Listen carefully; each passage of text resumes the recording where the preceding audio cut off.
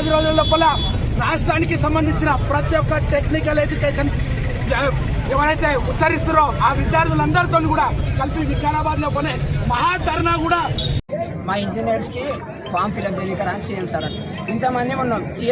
CM sir మీరు వచ్చి ఒకసారి విజిట్ చేయండి.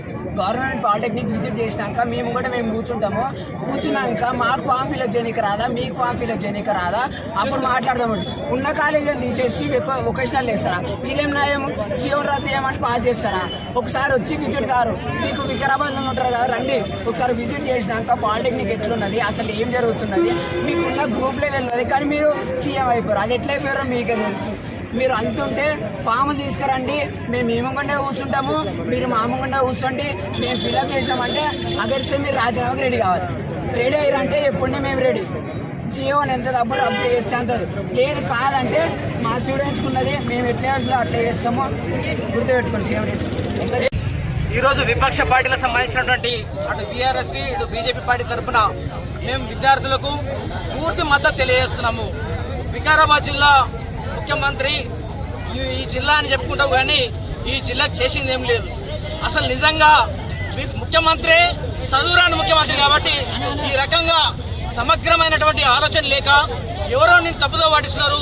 నీకు చదువు రాదు, నీకు చెప్పడం కూడా చదువు రాదు కాబట్టి నువ్వు ఆలోచన చేసి పాలిటెక్నిక్ విద్యార్థులను ఐటీఐలో కానీ నువ్వు తీసుకొచ్చినటువంటి కొత్త సీట్లలో ఎట్టి పరిస్థితుల్లో వీళ్ళని కలిపోతూ బీటెక్ వీళ్ళ సెకండ్ ఇయర్లకు వీళ్ళు ఏ విధంగా అయితే ఉన్నత విద్యలు చదువుకునే అవకాశం ఉంటుందో ఆ పాత విధానాన్ని కొనసాగించాలి. తక్షణమే జీవో 97ను రద్దు చేయాల్సిందిగా మేము వికారాబాద్ బీజేపీ పార్టీ తరఫున మేము ప్రభుత్వాన్ని డిమాండ్ చేస్తున్నాం. ఈ పోరాటాన్ని ఇప్పటితో ఆపేది లేదు. ఏ విద్యార్థి ఉద్యమం అయితే తెలంగాణకు ఆసరైందో ఆ విద్యార్థులకు ఈరోజు నువ్వు నష్టం చేస్తున్నావు. పేదలకు కాకుండా నువ్వు ఉన్నోళ్లకు సర్ది కడుతున్నావు.